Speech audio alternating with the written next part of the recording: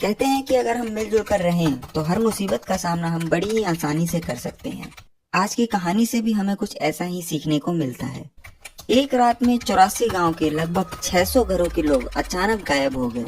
कहाँ गए किसी को नहीं पता। जिस गांव को वो छोड़कर गए उस गांव का नाम है कुलधरा, जिसे कि एक श्रापित गांव माना जाता है। कौन कौन से कारण थे उस गांव के श्रापित होने के और क्या ऐसा राज आज भी उस गांव में दफन है, आज मैं उन कारणों पर रोशनी डालने की कोशिश करूंगा। तो पिछले लगभग 200 सालों से कुलधरा वीरान पड़ा है। जो कभी एक सारी सुविधाओं से लैस हंसता खेलता गांव था, वो आज बंजर पड़ा है और आज सिर्फ एक टूरिस्ट प्लेस बनकर रह गया है। हिंदुस्तान में जो सबसे डरावनी या भूतिया जगह है, उनमें कुलधरा का नाम दूसरे नंबर पे आता है। वहाँ के लोकल निवासियों का कहना है कि उस गांव में भूत प्रेत का साया है। रात को उस गांव से कभी किसी बच्चे की रोने की तो कभी औरतों के चूड़ियों की खनकने की आवाज आती है। कई लोग ये बताते हैं कि जब वो अपनी गाड़ी से वहाँ घूमने गए और उसके बाद जब वापस लौटे तो उन्हें अपनी गाड़ियों के शीशों पर बच्चों के पंजों के निशान मिले। राजस्थान सरकार ने उस गांव के चारों तरफ 2 किलोमीटर की दूरी पे एक बाउंड्री बना दी है और एक बड़ा सा गेट भी बनवा दिया है। अब कोई भी वहाँ दिन में तो घूमने जा सकता है, पर सूरज ढलते ही आपको वहाँ से जाने के लिए कह दिया जाएगा। शाम को 4 बजे के बाद आप वहाँ बिल्कुल नहीं रुक सकते और यहाँ तक कि रात में वहाँ पर कोई गार्ड भी नहीं रुकता। अगर इतिहासकारों की बात करें तो वो भी इस बात को सच मानते हैं जिस तरह से ये गांव एक रात में खाली हो गया। हालांकि भूत प्रेत वाली बातों को वो नकार देते हैं। राजस्थान के जैसलमेर शहर, जिसे कि गोल्डन सिटी भी कहा जाता है, बहुत ही खूबसूरत शहर है और वहाँ की हर चीज, चाहे वो मकान हो, दुकान हो या कोई और इमारत या वहाँ का मशहूर किला, सभी चीजें आपको वहाँ गोल्डन येलो कलर में मिलेगी। जैसे ही सुबह की पहली किरण जैसलमेर पे पड़ती है, पूरा शहर सोने की तरह चमकने लगता है। इसलिए जैसलमेर को सोने का शहर भी कहा जाता है। जैसलमेर से महज 18 किलोमीटर की दूरी पे ये कुलधरा गांव बसा हुआ है और जैसलमेर से कुलधरा का सफर बड़ा ही वीरान सा है। पूरा रोड आपको सुनसान मिलेगा। आपको बड़ी ही मुश्किल से 5-6 किलोमीटर बाद आपकी गाड़ी के अलावा कोई और दूसरी गाड़ी दिखेगी। जब आप वहां पहुंचेंगे तो गेट से एंट्री करते ही आपको कुछ अजीब सा महसूस होगा। ऐसा लगेगा जैसे कि मानो किसी दूसरी दुनिया में आ गए हो और अचानक से तापमान में गिरावट आने लगेगी। अगर आप गर्मियों की दोपहर में भी वहां जाएंगे तो आपको गर्मी का एहसास नहीं होगा। वहां पर घूमने गए लोग बताते हैं कि कई बार उन्हें ऐसा एहसास होता है जैसे किसी ने उनके कंधे पर हाथ रखा हो, पर वहां कोई नहीं होता। ऐसा लगता है मानो कुछ औरतें वहां बैठकर हंसी ठिठोली कर रही हो और लोगों के चहलकदमी की आवाज अक्सर वहां आती रहती है। इतिहासकारों और वहां के स्थानीय निवासियों का कहना है कि लगभग सन 1291 में जैसलमेर से 18 किलोमीटर दूर कुछ किलोमीटर के एरिया में पालीवाल ब्राह्मणों ने इस कुलधरा गांव को बसाया था और वहां पर 84 गांव के 600 घरों के लोग एक साथ मिलजुल कर रहते थे। पालीवाल जाति के लोग बहुत ही होनहार, पढ़े लिखे, रईस और बहुत ही मेहनती थे। इन लोगों का दिमाग बहुत ही तेज था और ये लोग अच्छे वैज्ञानिक भी माने जाते थे। इन लोगों ने उस जमाने में भी बहुत ही नई तकनीकों का इजाद किया था। इन्होंने बहुत ही वैज्ञानिक तरीकों से अपने घर बना रखे थे और काफी घर आज भी वहाँ मौजूद है और ये अभी भी बिल्कुल नए जैसे लगते हैं। गर्मी में 45 डिग्री के तापमान में भी उन घरों के अंदर ठंडी हवाएं आती है और आपको ये महसूस भी होगा अगर आप वहाँ उन घरों में जाएंगे। पालीवाल लोगों का मेन पेशा जानवरों को पालना और खेती करना था। पालीवालों ने एक ऐसी तकनीक इजाद की थी कि बारिश का पानी रेत में गुम नहीं होता था, बल्कि एक खास गहराई पर जाकर जमा हो जाता था, जिसकी वजह से वो थार जैसे वीरान रेगिस्तान में भी फसल उगाने में कामयाब हुए। वो भी कोई मामूली फसल नहीं, बहुत ही उम्दा किस्म की फसलें। उन्होंने वहाँ पर कई बावली और तालाब भी बनाए थे, जिससे वो अच्छी खेती करते थे, जो कि आपको आज भी वहाँ देखने को मिल जाएगा। तो आखिर ऐसा क्या हुआ कि इतना उन्नत और विकसित गांव एक रात में ही वीरान हो गया? दरअसल उसका कारण था जैसलमेर का दीवान सालम सिंह। सालम सिंह एक बहुत ही क्रूर दीवान था और कुलधरा गांव भी उसी के प्रशासन में आता था और उसके क्रूर होने के पीछे भी एक कहानी है। दरअसल जब वो 11 साल का था तब उसी की नजरों के सामने उसके पिता की गर्दन काट दी गई थी किसी राजद्रोह के आरोप में।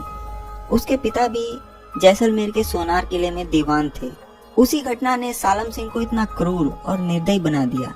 कहते हैं कि उसके बाद से ही वो सोनार किले पे कब्जा करना चाहता था और पूरे राज्य को हथियाना चाहता था। उसने सोनार किले से कुछ कदमों की दूरी पर ही अपना भी महल बनवाया और उसने उसकी ऊंचाई सोनार किले से भी ऊंची करवा दी। पर वहाँ के राजा को ये बात पसंद नहीं आई कि उसके महल से ऊंचा उसके दीवान का महल हो, तो राजा ने सालम सिंह के महल के ऊपर की 2 मंजिलों को तुड़वा दिया।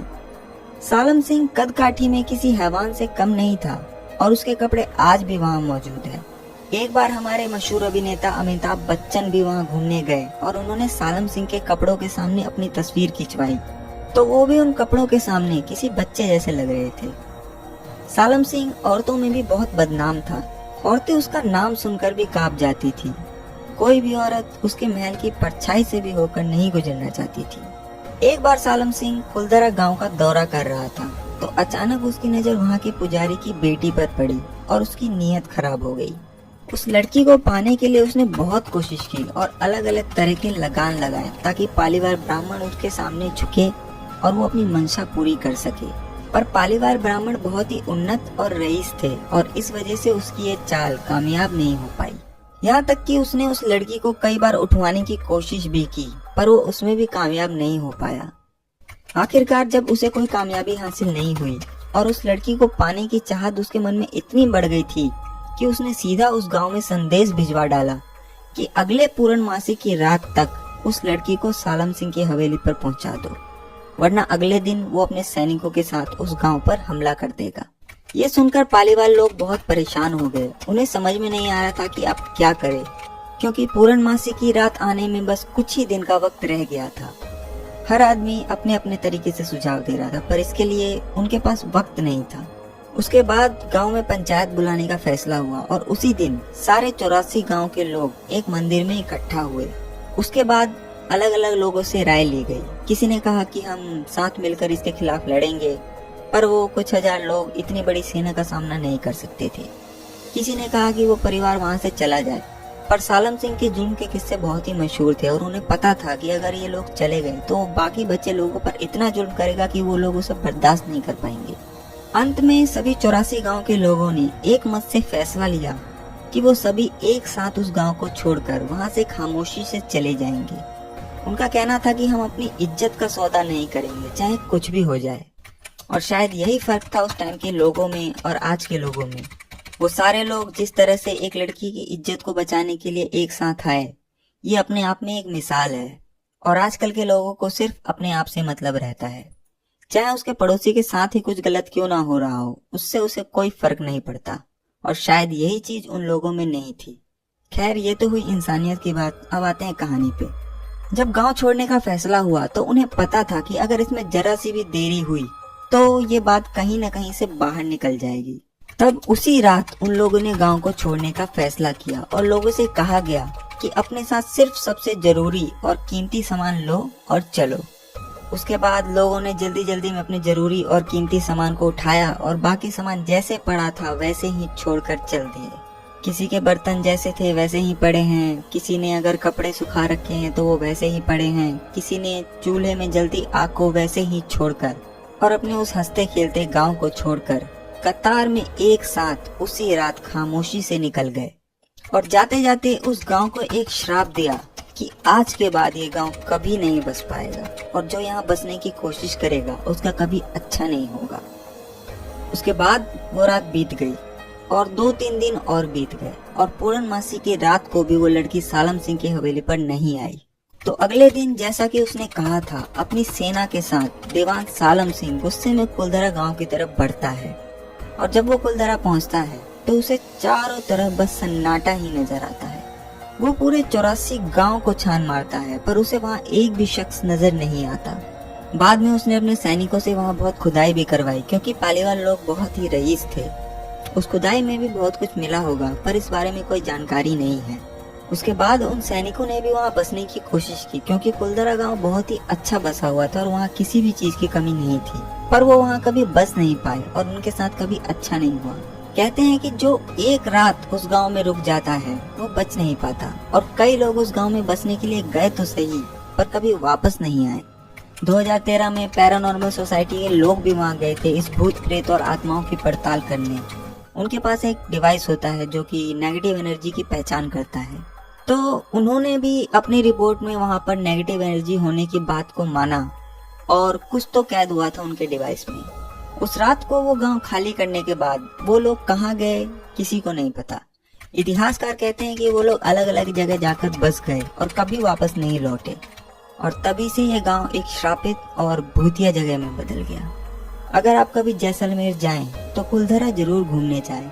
आपको खुद ये सब चीजें महसूस होंगी। महज 18 किलोमीटर दूर है ये जैसलमेर शहर से, तो वहाँ जाएं और जरूर घूमें। आज की कहानी में बस इतना ही। अगर आपको कहानी पसंद आई हो तो इसे लाइक करें और कमेंट करके बताएं कि आपको ये कहानी कैसी लगी और इसे ज्यादा से ज्यादा शेयर करें और चैनल को सब्सक्राइब कर बेल आइकन को दबाएं ताकि आप मेरी कोई भी कहानी मिस न करें। मैं आपसे मिलूंगा अगली कहानी में, तब तक के लिए अपना ख्याल रखिए। Thank you very much.